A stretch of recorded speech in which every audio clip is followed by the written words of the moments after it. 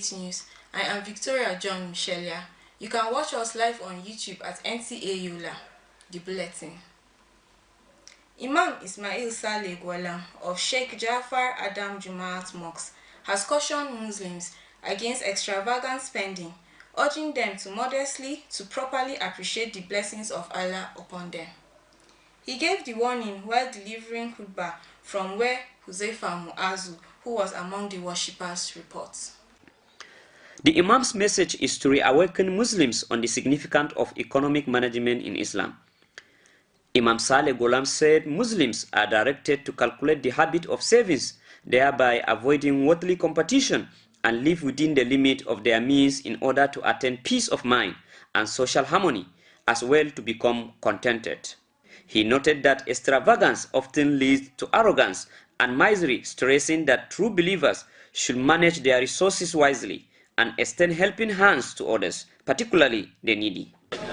Kamar yadda muka sani addinin mu mai albarka addinin musulunci ya gargade mu ya ja kunnen mu akan abin da ya shafi barna wajen kashe dukiya.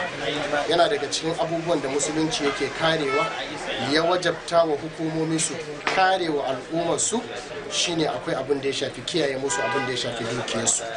Shi yasa idan Allah ta'ala baka dukiya ba yadda kaga dama zaka kashe ba, akwai da shari'a ta tsara maka ka kashe dukiyan yadda zai amfane ka, ya amfani al'umma, ya amfani ma addinin ka baki daya.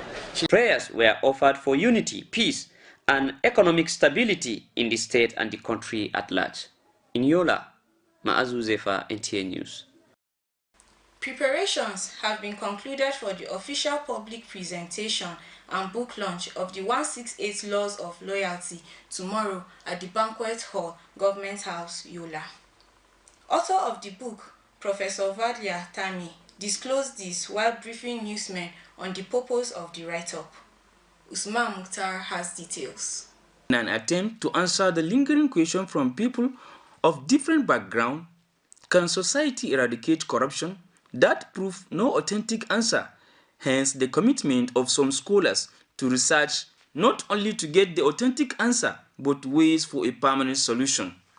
That led Professor Vadia Tame to think outside the box, where he explored 168 laws of loyalty, believing to be timeless codes for building enduring relationships, hence the need to write the book. So once you are loyal, you will have good governance. Once you are loyal, you will have good hope. Once you are loyal, you will see good, your organization will thrive well. So loyalty, that's what brought me back while I was in the college. I began to see things are going wrong. And my heart, I had an inspiration to discover why these things are happening. They also used the forum to appreciate Governor Ahmadu Umaru Fintiri for his support on the book launch. In Yola, Usman Mukhtar, NTA News. As the world observes the International Day for the Eradication of Poverty, the Director General of the Poverty Alleviation and Wealth Creation Agency, PAWECA, Dr. Michael Zura, has affirmed the Adamawa State Government's commitment to reducing poverty through various empowerment initiatives and investments that promote security and economic growth. He disclosed this while sharing with NTA News on the significance of the day. The report. The International Day for the Eradication of Poverty is dedicated to raising global awareness on the need to eliminate poverty and to promote social inclusion and equal access to resources. In commemoration of the day, the Director General of the Poverty Alleviation and Wealth Creation Agency, PAWECA, Dr. Michael Zura, said the government, under the leadership of Governor Ahmadu Umaru Fintiri, has been implementing various programs such as the Fintiri Business Wallet, designed to empower small-scale traders and boost entrepreneurship in the state, among many others. It's not news again that some months ago, the poverty of Adamawa State had been reduced from 74% to 60%. This is a record of a beautiful statistics. It's not our record from Adamawa State. And without such a great leader that is trying to see that poverty is reduced in the state. It's not easy to reduce poverty by double digit, but our governor, the Tokandu governor, that's what we call him in Adamawa State, because what he says, he does it. He had been able to reduce poverty from 74% to 60%. Dr. Michael Zirahu advised citizens of the state not to leave the responsibility of poverty eradication solely on the government, stressing that collective efforts from individuals, communities, and private organizations are imperative to achieving lasting impact of turning the decaying phenomenon. Some stakeholders have advocated the inclusion of sign language as official language in Nigeria. They made the advocacy at the meeting organized by Adamawa State Association of Deaf in collaboration with Northeast Association of the Deaf held in Yola. Usman Mukhtar reports. With the theme, Breaking Communication Barriers in Northeast, Sign Language Recognition as Pathway to Inclusive Development, the meeting, which is the second in the history, stands to not only drive the inclusion of deaf in official communication, but also to provide an enabling environment for deaf people to give them sense of belonging. The event is also aimed to celebrate the resilience, strength, and diversity of the deaf community and recognize the contributions of the deaf people to the society. Speakers at the gathering, including Catholic Bishop of Yola, Bishop Stephen Daimamza, stressed the need for the break of communication barriers. Hence, they advocated for the inclusion of sign language in Nigeria. I am advocating that the sign language should be the third language in Nigeria. Just in South Africa, it is a second language in South Africa. It is a language that we should be interested in order to communicate with them. I encourage religious organizations, even in politics, even in social activities, they should be included all the time. They should be interpreter in all religious activities, in all social activities, so that they can feel a sense of belonging. We should give them their rights as it is due to them. It's not just a privilege. It's not just that we should do favor for them. They have it as a right because they are human beings. According to the stakeholders, communication barriers are obstacles that prevent the clear exchange of information and can lead to misunderstanding. Hence, the need to include sign language to give deaf people sense of belonging. In Yola, Usman Mukhtar, NTA News. In a move to ensure members abide by the practice of the profession in line with the ethics, the State Council, Nigerian Union of Journalists, has inaugurated Ethics and Disciplinary Committee. Abel Divine reports that the chairman of the council, Abdullahi Ibrahim, who inaugurated the committee, urged the members to discharge their responsibilities accordingly. The report. The Adamawa State Council of Nigeria Union of Journalists has been receiving series of complaints on the activities of some of the journalists violating the ethics standard of the profession without taking proper action. Worried by the trend, the present leadership of the union deemed it necessary to take concrete action with a view to restore the ethical standard guiding the profession, hence the inauguration of the Ethics and Disciplinary Committee. I hereby inaugurate this committee, and we expect that you will discharge the responsibility vested in you in line with the provision of any Constitution.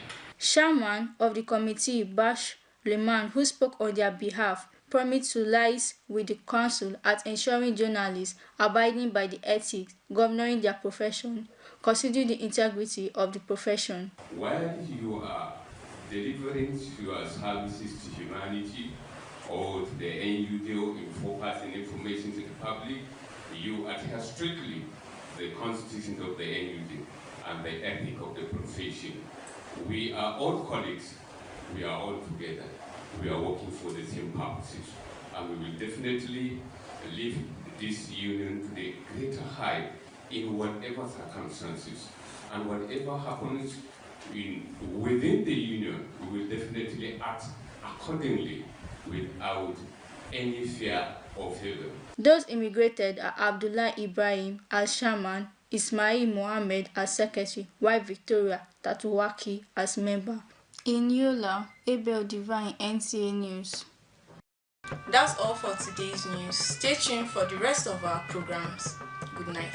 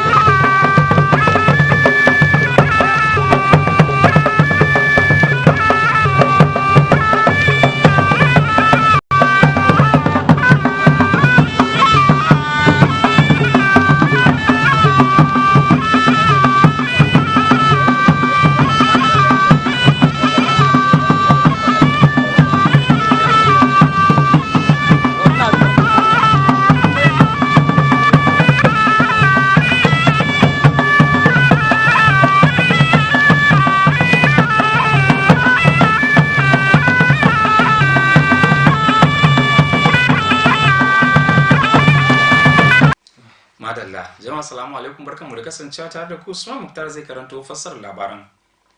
Imam Ismail Salim Balan na masallacin Juma'a na Sheikh Jafar Adam da ke Dogire ya gargadi musulmai da su guji yin almubazzaranci wajen kashe kudadensu. Limamin ya yi wannan gargadin ne lokacin da yake gabatar da hudubarsa ta yau, kamar yadda wakilin Huzaifu Mu'azu ya ba mu rahoton. A cewar wakilin namu, sakon limamin dai tamkar tunatarwa ne da kuma farkar da musulmai ne game da muhimmancin tattali a addinin musulunci. A cewar limamin, an umurci musulmai da su zama masu tattali a rayuwarsu, su kuma guji alfahari wajen su guji alfahari da tserereniya wajen tara abin duniya. Yana mai kira ga musulman da su zama masu rayuwa bisa daidai abinda Allah ya hore musu ba tare da nuna alfahari ko almubazzaranci ba. Ya ce hakan zai taimaka wajen samun natsuwa a zuci da kuma godewa Allah kan abinda Allah ya basu.